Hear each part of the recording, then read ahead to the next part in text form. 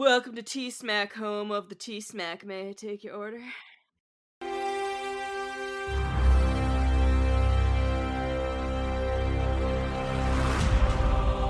Hello there, and welcome to an all-new episode of Talking Smack, where we talk superheroes, movies, animation, comics, and much, much more. I am your host, Josh Scar, and I am flying solo today, and I have not seen a movie or watched a newer TV show. I have not seen Pluribus yet, so I'm just going to talk about things that have happened this last week or two while I have not been on the pod. Unfortunately, Alex is not here. He is under the weather. So you just get me. I'm going to go over the things that I think need to be discussed, should be discussed, have interesting topics. And if you would like to chime in, please join our Discord. The link is in the episode description. And also, if you're watching on YouTube, hit that like button, comment, subscribe, join in the conversation here if you really want to. But first and foremost, we're going to hear from our friends over at the Game Club Pod. Tim, Joey, and Alex, take it away. We'll be right back.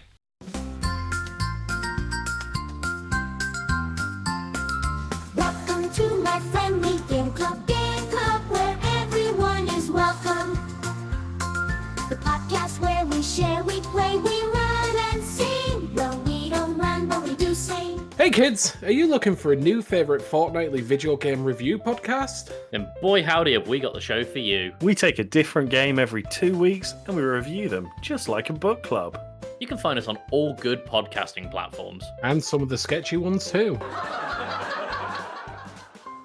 Simply search for the Game Club Podcast and join the club today. And we are back. Definitely listen to the Game Club Pod. They have just a myriad of content that they put out on their channel, all on one channel. It's a one-stop shop for just great content. So give those guys your support, show them your love, join their Discord as well. It's just a good time. And if you watch on YouTube or Spotify, they do have video for some of their shows. So check it out. If the edit seems a little weird, it's because I'm going to put this together via segment, because I don't have that kind of stream of consciousness flow like some really talented podcasters have. Normally we don't cut anything up, but that's when I have someone to bounce off of. When it's just me, I can't do that. I have to be able to bounce off someone. So if I'm rambling or anything like that, or if there's weird cuts between segments, that's why, is because I take a minute, recollect myself, and then I'm going to go on to the next thing. So if the cuts seem kind of jarring or anything like that, or maybe even the audio quality is slightly different because I'm in a slightly different seated position, but just a little peek behind the curtain. We're going to start with the news. The big thing that's been on my mind and really affecting me is Disney Plus, Bob Iger, I should say Disney CEO Bob Iger. He came out with just the worst fucking news I could have had at any given time this week, besides like a death in the family. Basically, he's forcing me to just cancel my Disney Plus subscription because they're going to, or at least there's plans and discussions about implementing generative AI into the Disney Plus streaming platform, where people can submit prompts and create short AI generated content. And that is no thank you for many reasons.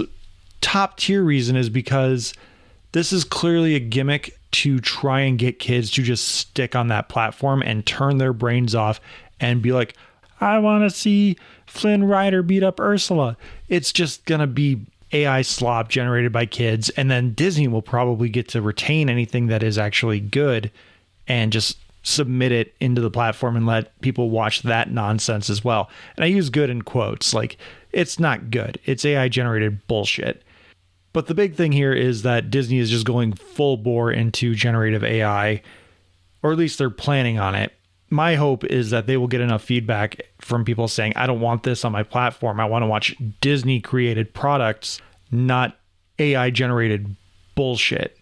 So I'm really hoping Disney ends up doing the right thing. But with Iger 2.0, since he came back, he has made even worse decisions after worse decisions that were left on the plate when he first left before the pandemic. So this is not anything I have any high hopes for. This legitimately breaks my kid heart because I love the product of Disney so much. Alex and I have talked ad nauseum about how awful of a company Disney is, and most people know Disney is just evil incarnate when it comes to their business practices.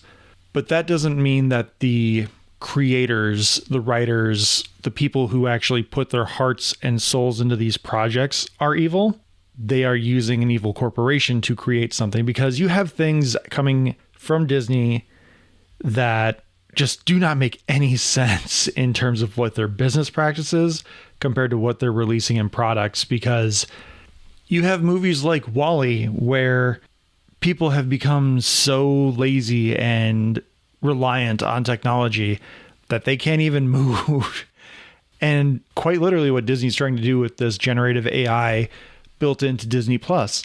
So I don't understand how you can have that disconnect, other than you obviously have CEOs who are number crunching, trying to make sure that the stock market, the stock prices stay up and all that bullshit.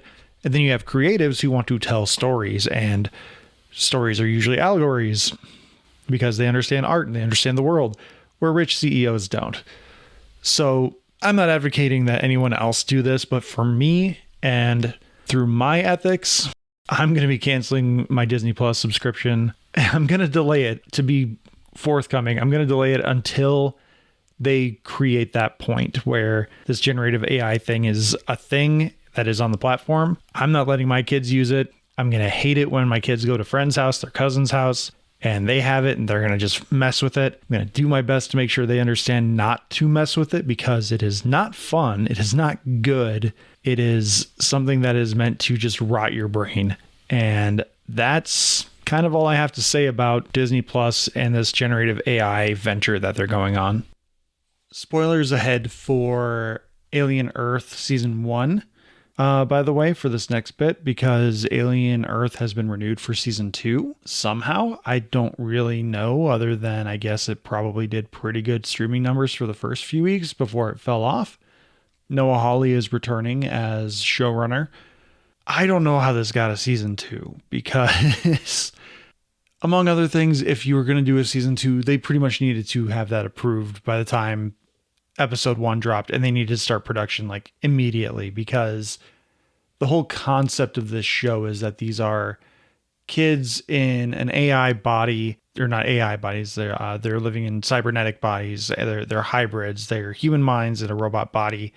And the idea is they don't grow old. They don't get older, but these people are going to be 2 to 3 years older by the time they actually get in front of a camera.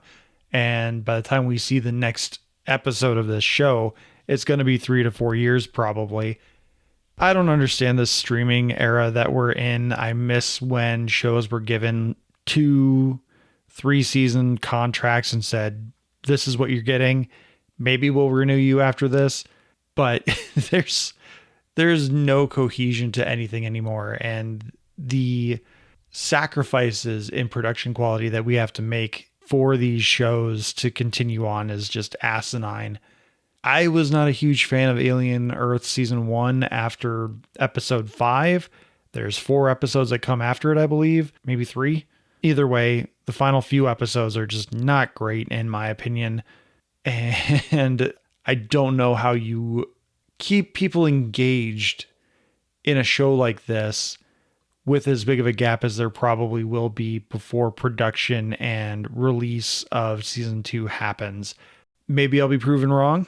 I really do not understand how this show got a Season 2, other than it got really high praise for its production quality. And that Episode 5 is just fantastic. And again, if you go back and listen to our most recent What You Doing, the first 3 or 4 episodes are really, really interesting. And then they get really caught up in the whole, we have to wrap up this season while also teasing a Season 2 if we get it. So I don't know where the next season goes. I don't fully understand the themes that they're trying to go with anymore. So Alien Earth Season 2 is coming. I'll probably watch it out of morbid curiosity, kind of like what I did with Titans. Maybe this will be my new Titans. Who knows? But this is another one where I don't get it, but this is clearly not something made for me. It's not something that I have high hopes for, but I should say I have high expectations for after watching Season 1. But I can hope that it improves. So we'll see.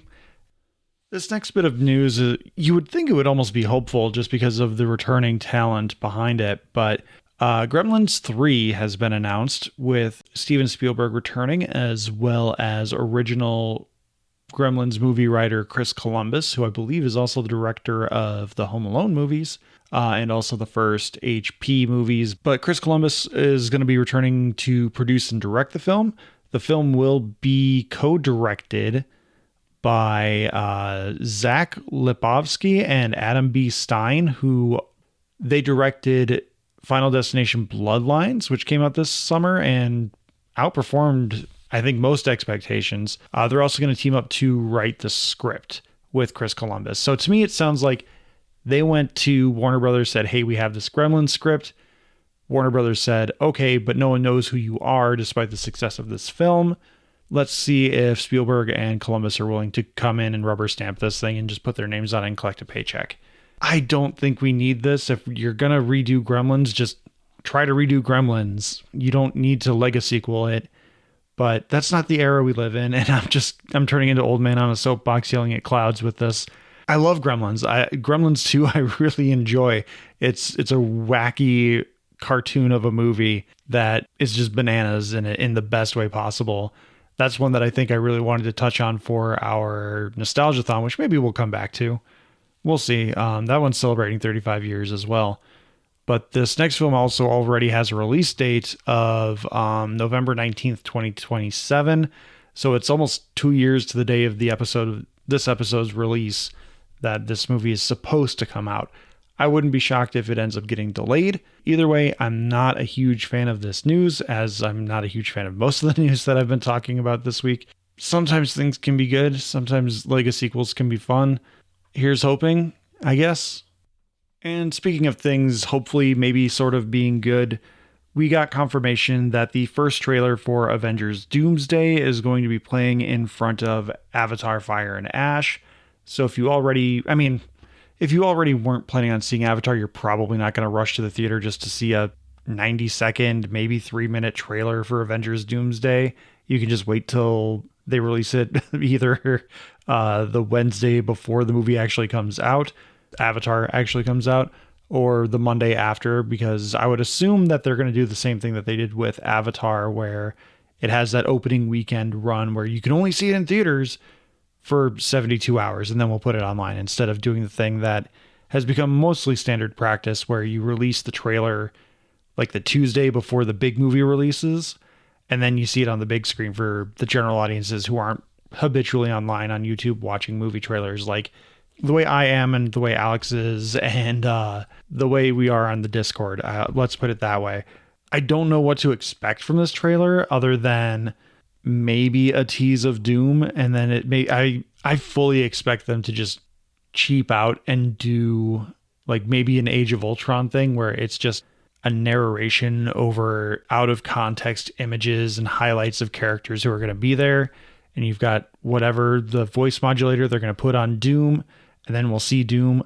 I again hope that we will not see RDJ. We will just see the Doom mask. But you don't cast RDJ. We've gone over this several times. You don't cast RDJ to not show his face. RDJ being Robert Downey Jr., for those who can't piece that together. I do not understand where they're going with this other than just general audience appeal. They're going to play general audiences for a fool. And it's leaving a bad taste in my mouth ahead of the anticipation for this. I hope I'm wrong. I hope the bad taste is just me being pessimistic because the MCU has been such a scattershot of quality in the last 5 years. Overall, I want the movie to be good. I don't have high hopes just because, again, the casting of RDJ screams desperation. But here's hoping that that first trailer a year ahead of the movie's release is going to temper our expectations, temper our ambivalence towards this film so far. We'll see. And now going from talking about trailers that will be coming out to trailers that have been released, we are moving into the trailer section of this episode, and we're going to start with the big one, the Super Mario Galaxy trailer. I make no effort to hide that I found the first movie to be very safe it's not boring. It's just uninspired, I guess would be the right way to put it. And I'm not anticipating this movie in the sense that I think, oh, this is going to be great. I'm anticipating this movie because I know my kids are excited to see it, and I want to see if they continue to just make the most generic, safe choices they can while throwing in all the Easter eggs they can to satisfy people. Because admittedly, there's one shot in this trailer where Peach uses her umbrella, and I got a little excited because it's an homage to Super Princess Peach on the Nintendo DS, which is one of the best games on the DS that they ever made. Super underrated, and one that if you can find a way to play it, I recommend it. I don't openly advocate for piracy, but because Nintendo makes things very hard to find, I would not begrudge you to find alternative means to play this game. So do with that what you will. I think the biggest thing I like out of this trailer is that Rosalina looks really awesome, and not that the trailer tells you, but if you watch the Nintendo Direct about the movie, you will have found out that Brie Larson, Captain Marvel herself, will be voicing Rosalina. I'm very excited for that because I love Brie Larson. I think she is just awesome and fantastic. I really hope that it can be better than what it is. I do also still find it really funny that in the Super Mario movie trailer, Super Mario Galaxy movie trailer, the Mario Brothers really play second fiddle to showing Peach and Toad jumping into the galaxy and then Rosalina being a complete badass. And then the other big reveal from this is Benny Safdie, which again was not revealed in the trailer, but in the Nintendo Direct, they announced that Benny Safdie is going to be the voice of Bowser Jr., which I could not care less about. It makes sense in the narrative of things and how they're going to try and get Bowser out of being a tiny mushroom Bowser man. I am curious with the way the trailer opens, if they're going to try and do a face turn for Bowser, or if the whole I'm trying to right myself is just an act that he's trying to get through, that maybe they'll unshrink him at some point. I do like that they built him a little Bowser Castle terrarium. Aesthetically, the first movie is just as pleasing as this one is. Like, visually, it's stunning. It's Mario. It's just that narratively, it's just the safest thing you've ever seen. And that's where I don't have a lot of high hopes for this, but this is probably going to break $1 billion again. And when we do the Blockbuster Fantasy Draft, I'm pretty sure this is going to be one of the top 2 picks for the upcoming year. So lock in your bets on which movie gets the number 1 pick. If I get the number 1 pick, I'm probably taking this one. Don't tell Justin or Alex. We already kind of talked about Lego sequels, unnecessary Lego sequels in the Gremlins 3 portion of this episode, but this is one that I know a lot of people have been waiting for. I don't understand how or why people are waiting for it, other than just being able to look at Meryl Streep and Anne Hathaway and maybe Emily Blunt on screen together again. And Stanley Tucci. The first Devil Wears Prada movie, Stanley Tucci was a highlight for me. I don't know about anyone else, but I've only seen the movie the one time when I saw it in theaters. I thought it was fine. I didn't think it was anything spectacular, but apparently I'm in the wrong on that one. But the new trailer and announcement for The Devil Wears Prada 2 is literally just a teaser trailer. You see the high heels walking worn by Meryl Streep, her character Miranda. She's getting in the elevator, and then Anne Hathaway's character shows up, hops in the elevator, and they kind of do a fourth wall break where she says, "Took you long enough."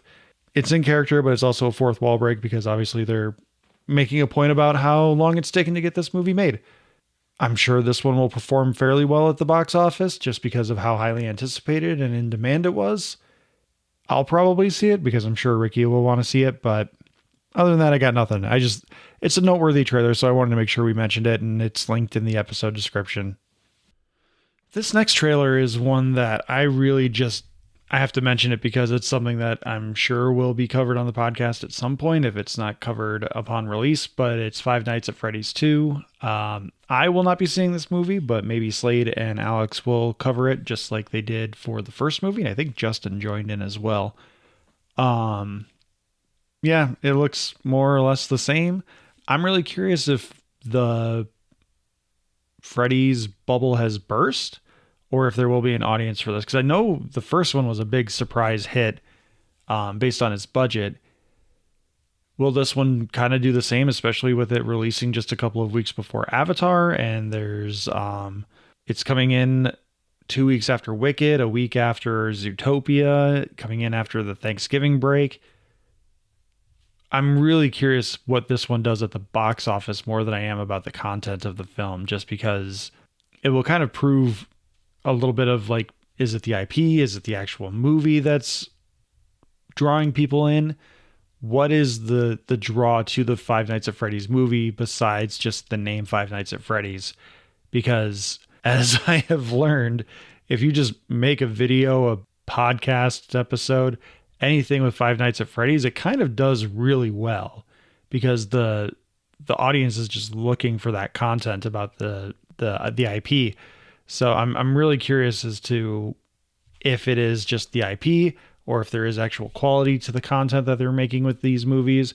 I know Blumhouse has a great track record, but I don't do scary movies. So we will hear what Slade and Alex have to say about this one when it comes out on December 5th. And the last trailer that we will be talking about today is Toy Story 5. This is just a teaser trailer, announcement trailer, whatever you want to call it. I've seen a lot of discourse online already about people complaining that Woody's back. They have to explain Woody's back. Why didn't they announce that Woody's back in the trailer? I'm sure that's a big part of the movie. People just need to be fucking patient. Good Lord. The main plot is dealing with tablets versus toys. And this goes back to the very first thing we talked about today, is that you would hope Disney kind of understands the assignment with this, or at least not Disney in terms of the corporation, but in terms of the product and the people behind the story of this. This is another one that I'm not heavily anticipating it, but I am curious because Toy Story 3 was such a beautiful send-off to this franchise, but obviously everything's an IP. You can't let it rest. You left it open for potential sequels because Bonnie's so young. Toy Story 4 really set up an interesting divergent point for the storytelling that the Toy Story world can go in. But it seems like they're just kind of reeling everything back because the idea is saving the kid from something, or from turmoil, from distress, because that's what toys are there for. And I'm guessing the tablet's whole thing is going to be occupying Bonnie's time, which again, Disney implementing AI, generative AI into their streaming platform is literally just going to be doing that. It's not even going to have kids watching their product. It's going to be kids prompting nonsense out of their licensed IPs that they get to monetize somehow. And it's a really funny break in reality when Disney is distributing a film that is being made to talk about the dangers of tablets, of AI, of whatever you want to infer the tablet represents, the loss of imagination. All that's there, right there. And Disney's still just sitting there like, yeah, generative AI in our streaming platform, where instead of watching the things people created, you can ask a computer to create something that is just incoherent. As far as the content of Toy Story 5, I'm interested because, again, I want to know exactly what the story is. I want to know what the theme is, what the heart is, because even if you don't really appreciate Toy Story 4 because of how well Toy Story 3 ended, Toy Story 4 still has a lot of good themes and a lot of good heart. And so if that trend continues, even though, again, you're kind of bastardizing the emotional payoff of Toy Story 3, if Toy Story 5 has something to say, at least it's saying something. And that's something Disney is desperately missing from... that's something media is missing, is having something to say. So I really hope this is something worthwhile and not just we have to make sure the IP stays fresh so that when kids go to Toy Story Land, they know what's going on in Toy Story Land inside Hollywood Studios in Orlando, Florida. Make sure all the toys can get bought up. I really hope it's more than just a merchandising opportunity. I really hope it's saying something. I really hope Hoppers is good too. I don't know if anyone has seen the trailer for Hoppers. That's Pixar's other movie that they're releasing earlier in the year. Basically Avatar, but a girl becomes a beaver. So it's going to be a really decisive year for Pixar. I think if Hoppers and Toy Story do well, I think Pixar kind of will continue on as it has. But if they fail at the box office, there is a very strong possibility that maybe Disney either just sells off Pixar for parts or closes the studio down and just gets rid of the staff there and just retains the IP. I'm more inclined to believe the latter, but here's hoping, because I don't want people losing their jobs. That's the big thing with generative AI especially, is I don't want people losing their jobs, and I don't want creative people losing their jobs. That's a different story topic for a different time. So I know I said Toy Story was going to be the last thing, but after I was done editing, I put this thing in the can. Monday rolls around and Disney releases the live action Moana trailer. And I really have to say that it looks like it was made in an AI generator. Like it looks so uncanny. It looks bad in terms of the environment. However, Catherine Laga'aya, who is playing Moana in this adaptation, she sounds wonderful. She sounds like Ali Carvalho did back in 2016 when Moana was originally released as an animated feature. Therein lies the problem. If this is a shot-for-shot remake, there is no point to this other than making money off of kids like my own, who I will begrudgingly take to the theater because I'm morbidly curious to see just how one-to-one this is going to be. We all love Moana in the house.